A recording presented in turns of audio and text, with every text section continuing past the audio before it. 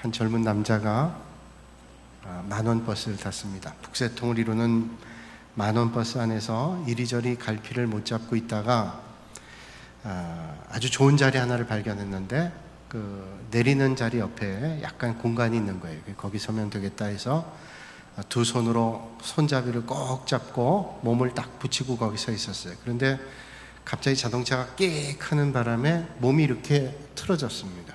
옆에 있는 할머니를 툭 건드렸는데 70 넘으신 할머니가 이 젊은이를 한참 쳐다보더니 이렇게 말하는 겁니다. 학상, 이거 성폭행 아니요?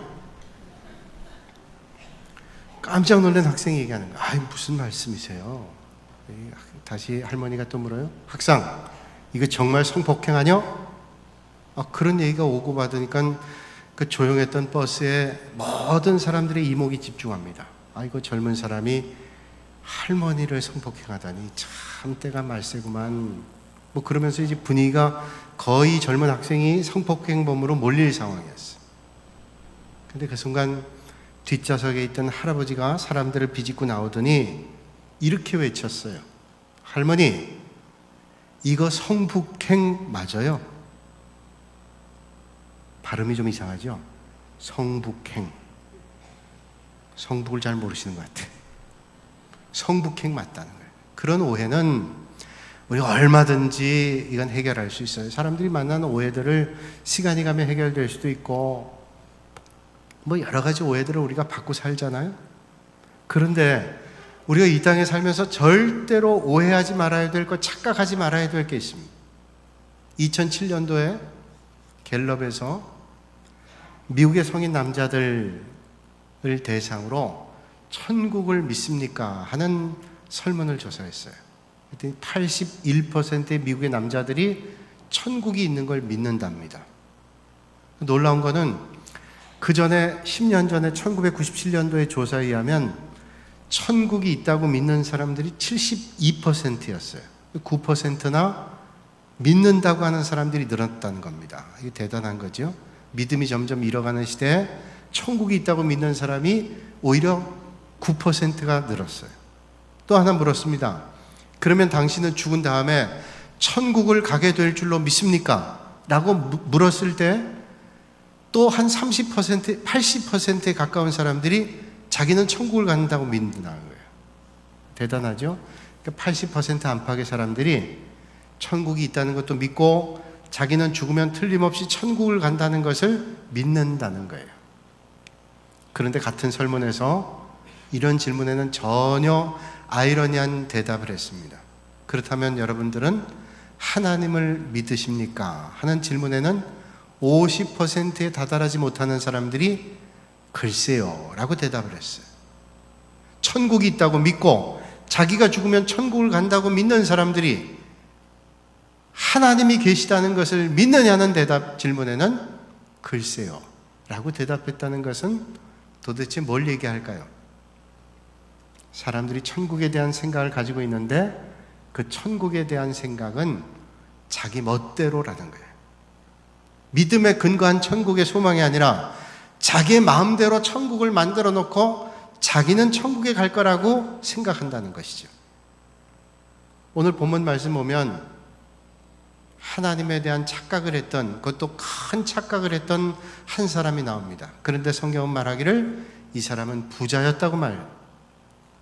겉보기에는 성공한 것처럼 보이는 사람입니다. 많은 걸 가지고 있는 사람, 그리고 누릴 수 있는 사람, 세상의 사람들은 이런 사람을 성공했다라고 일단은 얘기합니다. 그래서 오늘 본문 말씀을 이렇게 소제목을 달죠. 어리석은 부자의 비유다. 오늘 본문을 또 다른 말로 얘기하면 어리석은 부자의 비유예요. 이 부자의 모습은 어쩌면 오늘을 살아가고 있는 많은 사람들의 모습이 아닌가 합니다. 착각에 빠져 있으면서도, 큰 오해에 빠져 있으면서도 오해에 빠져 있는 것을 모른다는 거예요. 그러나 그 큰 오해 때문에, 그 착각 때문에 가고 있는 길이 잘못됐다는 사실도 깨닫지를 못한다는 사실이에요.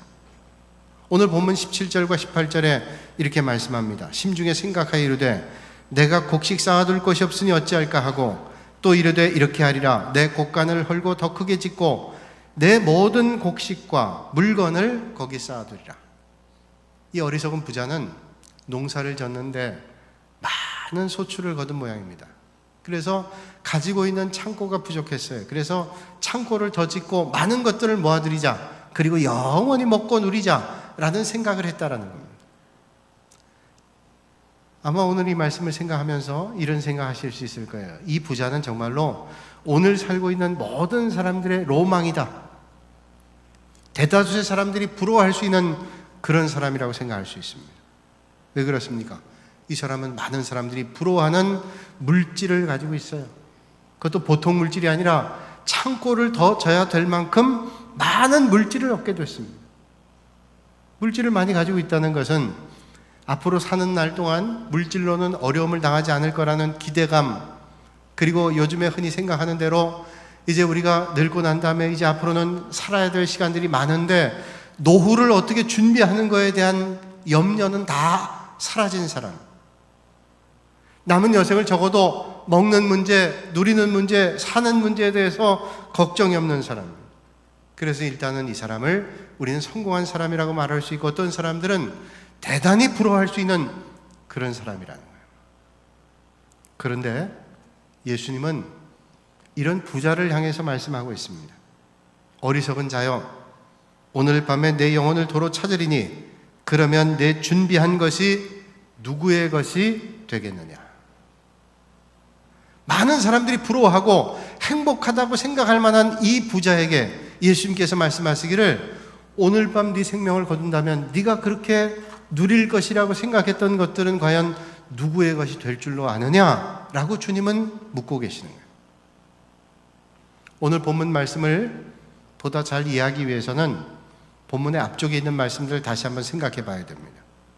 오늘 본문 보면 무리 중에 어떤 한 사람이 와서 예수님께 묻습니다. 형과 아마도 유산 문제 때문에 다툼이 있었던 것 같습니다. 주님, 이 유산의 문제를 좀 해결해 달라고 예수님께 물었습니다. 그때 예수님께서 말씀하시기를 15절에 삼가 탐심을 물리치라, 사람의 생명이 그 소유에 넉넉한 데 있지 아니하리라 말씀하고 있습니다.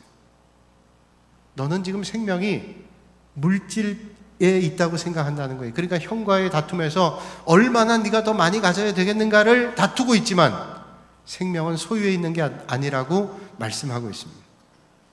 그러니까 오늘 본문 말씀에 앞에 나와 있는 형과의 다툼이 있었던 이 사람, 그리고 많은 물질을 거두고 있었던 부자였던 이 사람은 물질에 대한 오해를 가지고 생명의 행복은 소유에 있다고 착각하고 있었던 거예요.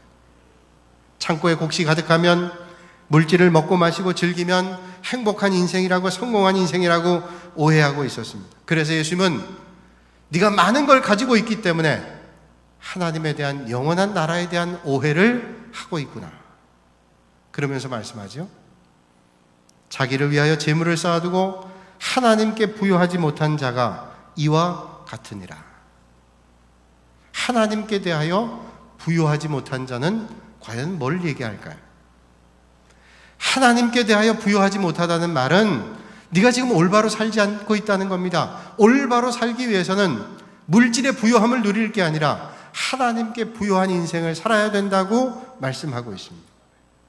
여러분, 오늘 우리의 영혼이 정말로 풍요함을 느낄 때는 언제라고 생각하세요? 여러분들의 영혼에 정말로 만족함을 느낄 때는 언제라고 생각하십니까? 우리의 영혼이 만족함과 풍요함을 느낄 때에는 우리의 영혼이 하나님으로 가득 차일 때입니다. 주님께서 주시는 은혜가 넘칠 때입니다. 하나님께서 내 인생의 주인이 되실 때 우리의 인생이 진정한 풍요를 느끼게 될 줄로 믿습니다. 여러분 아시죠? 아무리 권세가 있고 아무리 능력이 있고 아무리 힘이 있고 아무리 물질이 있는 사람이라 할지라도 하나님께서 도와주심이 없으면 늘 불안하다는 거예요. 그래서 권세 있고 물질 있고 능력 있는 사람들이 전전긍긍한 거 보시죠? 불안하기 때문에 하나님을 믿지 않으면 이 사람들이 점을 칩니다. 때로는 무당을 찾아갑니다. 어떻게 하면 내가 누리는 것들을 오랫동안 누릴 수 있을까요? 라고 묻습니다. 우리가 이사할 때도 이삿짐 센터 물어보면 그날은 너무 많습니다. 길일입니다. 길일. 손 없는 날입니다. 예수 믿는 사람은 손이 있든 손이 없든 무슨 상관이 있어요. 우리는 손 있는 날이라도 좋습니다. 사람이 그때 덜 북적거리면 훨씬 좋아요. 이 믿음의 사람이에요. 믿음이 없는 사람들은 불안합니다. 하나님이 없으니까 저들의 부요는, 저들의 권세는 세상에서 주어지는 것이고 그걸 많이 가지고 있다면 그것만으로 충분하다고 생각합니다. 그런데 불안합니다. 하나님으로 충분하지 않기 때문에, 하나님만으로 부요하지 않기 때문에 늘 불안하고 염려스러운 겁니다. 그러나 하나님만으로 부요한 사람은 길일이나 흉일이 걱정이 없습니다. 두려움도 없습니다. 왜 그렇습니까? 모든 길을 인도하시는 분은 하나님이신 것을 틀림없이 믿기 때문에. 오늘 많은 사람들이 속고 살고 있습니다. 물질이면 다 되는 줄로 알고 착각을 합니다. 돈 많이 벌면 행복할 것이라고 생각을 합니다. 그런데 아니죠. 언젠가 텔레비전에서, 제목은 잘 모르겠는데 대박하는 인생 뭐 그런 주제입니다. 그래서 뭐 사업을 하거나 장사를 하거나 해서 수입을 많이 올린 사람들 쪽박에서 대박을 찾다는 거예요. 그 대박 인생이라고 하는 건데, 뭐 연 매출이 수억 원, 심지어는 어떤 사람은 한 달 매출이 몇 억이 되는 사람들이 나왔습니다. 그 전에는 그저 가게를 해도, 음식점을 해도 파리만 날리는 곳이었는데 이 사람이 잘 뭔가 새로운 걸 개발해서 부자가 됐다는 거예요. 그 프로그램 가운데 한 번은 곰탕집이 나왔습니다. 곰탕집이 한 달에 매출이 몇 억이 된다는 거예요. 근데 저도 그 집에 여러 번 가봤습니다. 그 집은 충분히 몇 억이 될 만한 집이에요. 왜냐하면 갈 때마다 거의 줄을 서서 먹기 때문에. 그 줄 서서 먹을 만한 그런 가게가 됩니다. 값도 그렇게 비싸지 않아요. 얼마나 많이 팔리는지 수억을 벌어요. 근데 그분이 한번 그 프로그램에 나왔는데 얼마나 열심히 사는지 새벽 2시에 일어나서 곰탕 그 물을 끓이는 거예요. 고기를 넣고 몇 시간 동안 계속 끓이는 겁니다. 계속 끓여요. 그 불을 적정하게 온도를 맞춰가면서 끓이지 않으면 이게 잘못되니까 그 온도를 맞추고 또 그 음식을 맛있게 하기 위해서 이런저런 방법을 하고 김치를 담그고, 그래서 하루가 얼마나 바쁘게 지나는지 몰라요. 잠이 부족한다. 그분은 아마 돈은 많이 벌 겁니다. 몇 대가 먹을 만큼 돈을 모았을 거예요. 그런데 그걸 보면서 생각이 들기를, 저 사람이 그렇게 행복해 보이질 않아요. 돈은 많이 버는 것 같은데 행복해 보이지 않아요. 어디 가고 싶은데 마음대로 갈 수 있어요? 그 고깃을 아무나 못 된다는 겁니다. 자식이 멀리 떨어져 있어도 찾아갈 수도 없고, 영적으로 생각해 보면 그분이 예수 믿는 분인지 모르겠지만, 신앙생활은 어떻게 할지 모르겠지만, 그 주님 몸된 교회를 위해서 언제 한번 제대로 섬겨볼 수가 있고, 성경 공부를 한번 제대로 해볼 수 있고, 하나님의 일들을 마음껏 해볼 수가 있겠어요. 돈은 많이 벌죠. 그러니까 물질은 전부가 아니에요. 하나님으로 말미암아 부요할 수 있는 여러분들이 되시기를 주님의 이름으로 축복합니다. 인류의 역사상 가장 부자라고 한 사람을 누구라고 말할 수 있을까요? 우리는 떠올리는 첫 번째 사람을 솔로몬이라고 말할 수 있습니다. 솔로몬이 전도서 5장 10절에 말하기를, 은을 사랑하는 자는 은으로 만족하지 못하고 풍요를 사랑하는 자는 소득으로 만족하지 아니하나니 이것도 헛되도다 말씀하고 있습니다. 모든 것을 소유했던 솔로몬의 고백이 거기에는 만족함이 없더라고 말씀하고 있습니다. 그러나 아무리 가난하고 못 배우고 내세울 것 없다 할지라도 하나님으로 부요한 사람은 그것으로 행복하고 만족하고 자신만만할 수 있어요. 나로부터가 아니라 하나님이 주시는 은혜가 나를 사로잡기 때문에 주님 때문에 부요함으로 만족할 수 있다라고 하는 사실입니다. 주님 말씀합니다. 우리 주 예수 그리스도의 은혜를 너희가 알거니와 부요하신 이로서 너희를 위하여 가난하게 되심은 그의 가난함으로 말미암아 너희를 부요하게 하려 하심이라.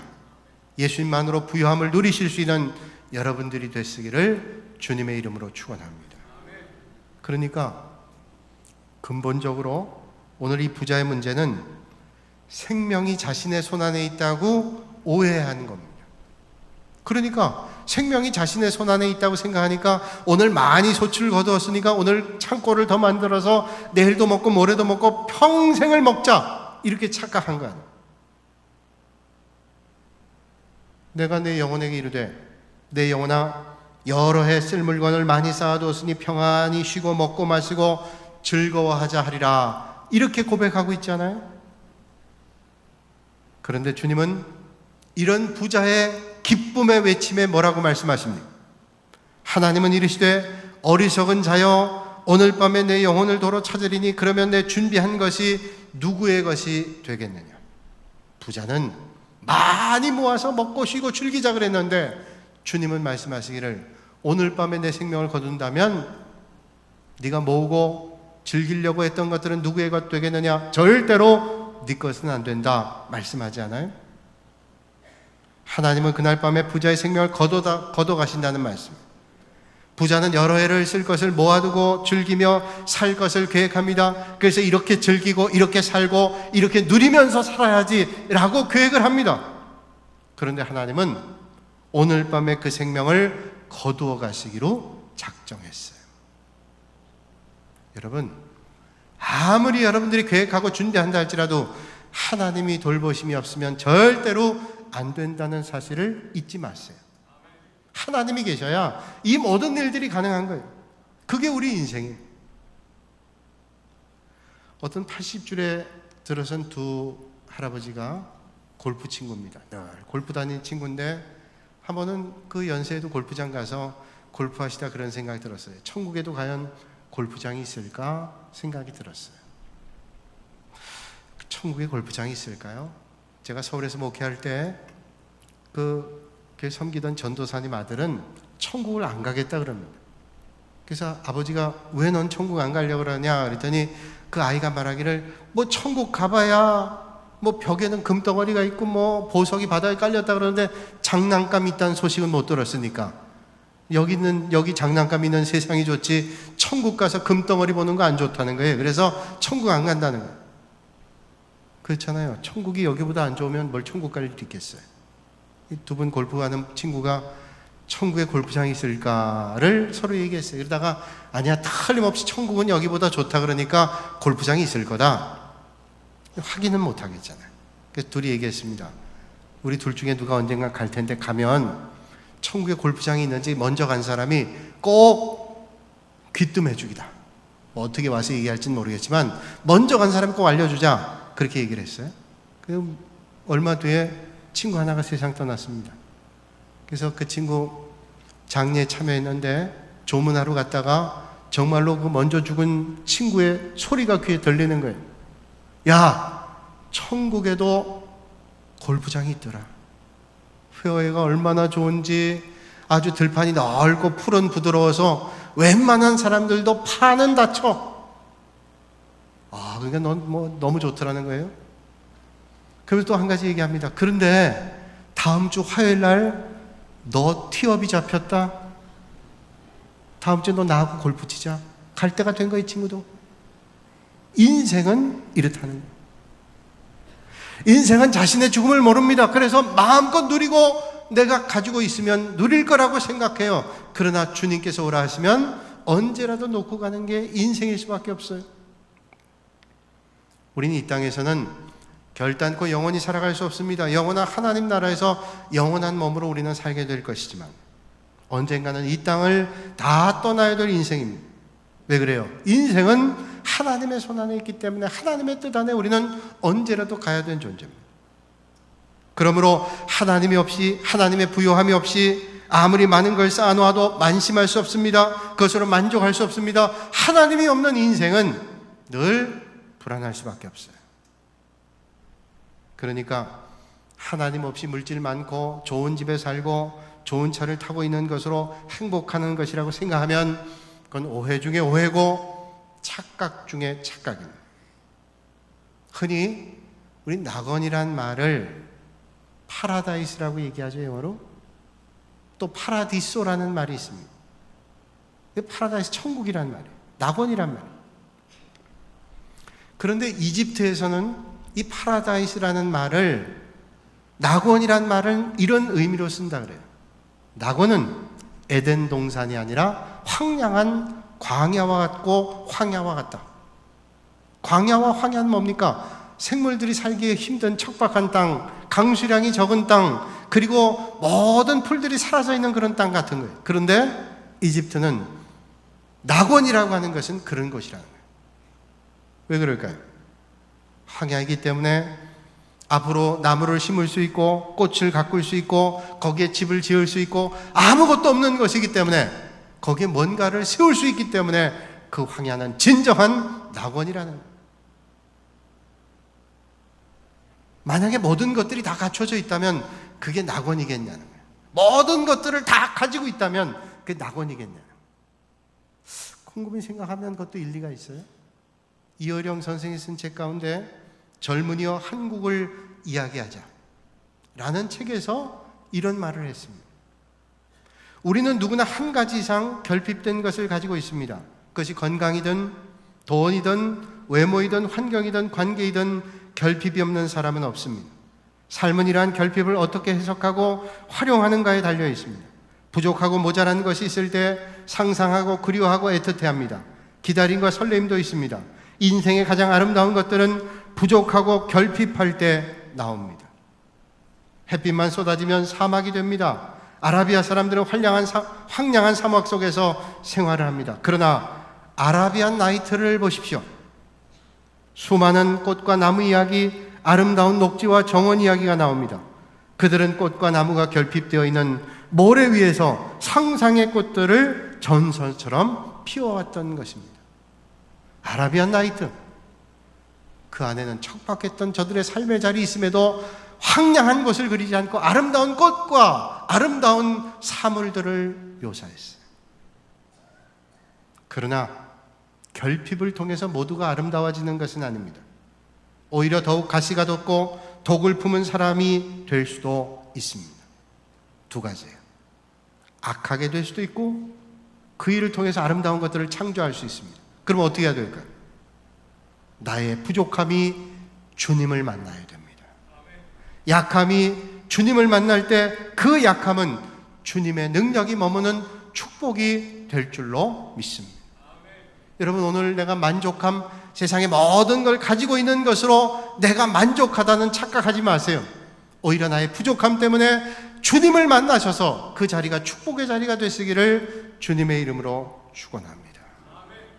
참 생명과 기쁨 주시는 하나님께로 돌아가야 그것으로 말미암아 하나님이 주시는 부요함을 얻게 된다는 사실이에요. 그래서 예수님은 이 땅에 오셨습니다. 주님께서 이 땅에 오신 목적이 뭐예요? 오해하며 착각하는 인생들을 구원하시기 위해서 이 땅에 오셨습니다. 하나님이 세상을 이처럼 사랑하사 독생자를 주셨으니 이는 그를 믿는 자마다 멸망하지 않고 영생을 얻게 하려 하심이라. 어리석은 부자의 오해는 내가 인생의 주인이라고 생각한 겁니다. 그러니까 내가 많은 걸 모아두고 편안한 삶을 살도록 오래도록 살 거로 착각했습니다. 그러나 절대로 내 인생은 내 인생의 주인이 내가 아니기 때문에 오직 주님께서 내 인생을 이끌어 주셔야 되기 때문에 그 인생이 지혜로운 인생을 살아갈 수 있는 거예요. 그 주님 말씀하시는 거예요. 네가 아무리 모으고 아무리 많은 걸 가졌다 할지라도 오늘 밤에 내 인생을 거두면 네가 가지고 있는 것들이 누구께 되겠냐? 착각하지 마라, 오해하지 마라 말씀하고 있는 거예요. 요한복음 14장 6절에 주님 말씀합니다. 내가 곧 길이요 진리요 생명이니 나로 말미암지 않고는 아버지께로 올 자가 없느니라. 여러분, 주님으로 말미암지 않고는 주님의 부요하심을 절대로 누릴 수 없음을 깨달으시고 한 걸음 더 주님 앞으로 나가실 수 있기를 주님의 이름으로 축원합니다. 어떤 할아버지 한 분이 공원 벤치에 앉혀서 아주 서럽게 울고 계시는 거예요. 마침 길을 지나가던 사람이 그걸 보고 힐끔힐끔 보고 지나가는데 도저히 발걸음이 안 떨어져요. 그래서 다시 걸음을 되돌려서 그 할아버지에게 갔습니다. 할아버지, 무슨 딱한 사정이 있으세요? 제가 도와드릴 게 있으면 도와드리겠습니다.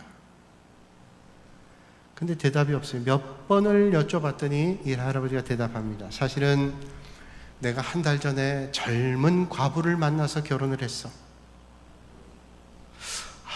그 말을 들으니까 아이고 할아버지, 근데 그분이 성품이 형편없군요. 결혼해보니까 다르지요? 할아버지가 얘기하신, 아니 성품 좋아, 살림도 얼마나 잘하는지 너무 감사해. 그게 뭐가 그렇게 슬프셔서 이렇게 울고 계세요? 그랬더니 할아버지가 대답하는 거예요. 근데 내가 집을 잊어버렸어. 아니, 아무리 좋은 부인이 있고 아무리 좋은 게 집에 가득한 뭐예요, 집을 몰라요. 갈 집을 잊어버렸어요. 거길 가야 살잖아요. 여러분, 돌아갈 집이 어딘지 아세요? 돌아갈 집을 잊어버리면 어리석은 인생입니다. 돌아갈 집을 분명히 깨닫지 못하면, 어떻게 해야 그 길을 찾아가는지를 모르면 어리석은 인생이, 아무리 많은 걸 누리고 가지고 산다 할지라도 바보 인생. 여러분, 물질 많다고 오해하지 마세요. 헛된 거 추구하다가 인생을 마치면 허무한 인생이요, 그게 어리석은 인생입니다. 예수님 잘 믿어 하나님으로 부유한 인생, 그래서 영원한 행복을 누리실 수 있는 여러분들이 되시기를 주님의 이름으로 축원합니다. 스코틀랜드 선교사로 평생을 아프리카에 사역했던 리빙스턴이 인생의 말년에 잠비아에 선교를 갔습니다. 그런데 연락이 두절됐어요. 본부하고 연락이 되질 않습니다. 몇 년을 연락해도 연락이 되지 않아요. 1871년에 헨리 스탠리라고 하는 탐험가가 오직 한 가지 목적, 리빙스턴을 찾아라 하는 그런 목적을 가지고 아프리카를 찾아다녔습니다. 1년 만에 잠비아 오지에 있는 리빙스턴 선교사를 발견했습니다. 선교사님 보니까 완전히 탈진해 있었어요. 먹을 게 다 떨어지고 가지고 왔던 의약품 다 없어지고 거의 풍토병을 앓고 계시면서 뭐 생명이 왔다 갔다 하는 거예요. 헨리 스탠리가 말했습니다. 선교사님, 이제 집으로 돌아가십시다. 제가 집으로 돌아가는 길을 알고 있습니다. 선교사님은 평생을 30년이 넘게 아프리카에 사역했습니다. 그 정도의 섬김과 헌신이면 충분합니다. 이젠 저와 함께 가족이 기다리고 있는 고향으로 가십시다. 그 말을 듣던 리빙스턴은 아주 유명한 말 대답합니다. 아닙니다. 제게 있어서 아프리카는 선교사역, 아프리카 선교사역은 헌신도 아니고 섬김도 아니었습니다. 오히려 하나님께서 내게 주신 큰 특권입니다. 저는 하나님께서 맡겨주신 영광스러운 일들을 생각할 때 가슴이 벅차서 견딜 수 없어요. 섬김과 헌신이 아니라 하나님이 내게 주신 영광스러운 특권.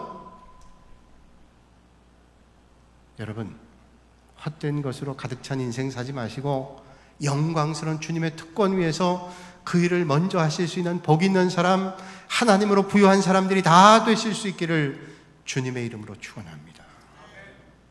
저는 여러 해 전에 아프가니스탄에 선교하러 갔던 의료 선교팀에 대한 소식을 들었습니다. 전 세계에 있는 선교사님, 그러니까 특별히 의사들로 구성된 의료 선교팀인데 전 세계에 있는 사람들이 다 모여 있어요. 이분들이 아프가니스탄에 가서 오지들을 돌아다니면서 의료 선교를 했습니다. 어느 날 의료 선교를 하고 100마일이 떨어진 곳, 수도에서 카불에서 떨어진 곳에 가서 사역을 하고 지친 몸을 이끌고 이제 차를 타고 수도인 카불로 돌아오기 위해서 버스에 올라탔습니다. 근데 버스에 올라타자마자 맨 뒤에 올라탄 사람이 테러범이었어요.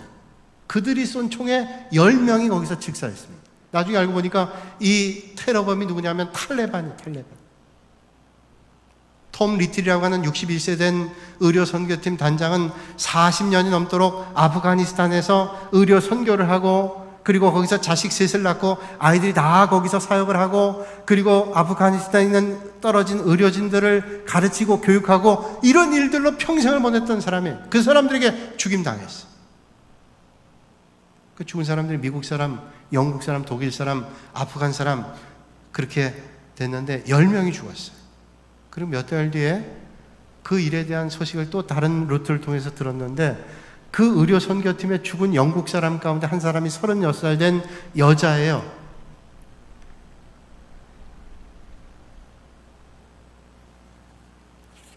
그 여자의 이름이 캐린 우라고 하는 사람. 근데 딱 한 거 뭐냐면 이 사람 거기서 죽었는데 2주 뒤에 결혼을 약속하고 있었어. 근데 죽었습니다. 뭐 모든 사람의 죽음이 애석하지만 너무 안타까웠죠. 그래서 그분의 영결식 때, 장례식 때 많은 분들이 조문하면서 그의 약혼하기로 했던, 결혼하기로 했던 약혼자였던 마크 스미스라고 한 사람에게 위로를 했습니다. 천국 갔을 거예요. 힘을 내십시오. 많은 분들이 위로했습니다. 마크 스미스가 저들을 향해서 이렇게 말했습니다. 그녀는 일찍 세상 떠난 거 아닙니다. 좀 더 일찍 집에 도착했을 뿐입니다. 그는 세상을 일찍 떠난 게 아닙니다. 오히려 하나님의 나라, 그토록 원했던 하나님의 나라에 일찍 도착했을 뿐이에요. 얼마나 아름다운 믿음의 고백이에요. 사실 캐런 우라고 하는 이 약혼녀는 이제 2주 뒤면 결혼할 걸 기대하면서 집을 향해 가길 원했어요. 또 사랑하는 가족들을 두고 떠난 몇 달의 세월을 생각하면서 집으로 돌아가길 원했어요. 왜? 여행 떠난 다음에 집이 생각나는 겁니다. 그런데 그 믿음의 고백 뭐예요? 그가 그토록 가기를 원했던 영원한 하나님 나라 진짜 집을, 내 사랑하는 여인은 그 영원한 하나님 나라의 집에 지금 도착했어요. 사랑하는 여러분, 오늘 우리의 생명의 주인은 하나님이세요. 오늘 우리 인생의 걸음을 인도하시는 분은 하나님이십니다. 그 하나님으로 말미암아 부요함을 누리실 수 있는 여러분들이 되시기를 주님의 이름으로 축원합니다. 예수님 잘 믿으셔서 이 땅에서의 복과 영원한 복을 다 누리실 수 있는 저와 여러분들이 되시기를 주님의 이름으로 축원합니다. 거룩하신 아버지 하나님, 인생의 참 길과 모든 계획이 하나님께 있는 것을 믿습니다. 헛된 것으로 분유하다가 허망한 인생으로 끝나지 않게 하시고 영원하신 하나님을 바라보고 주님 뜻 안에 살아 하나님의 뜻 안에 부요함으로 영원한 생명을 얻는 축복의 사람들 되게 하여 주시옵소서. 예수님의 이름으로 기도하옵나이다. 아멘.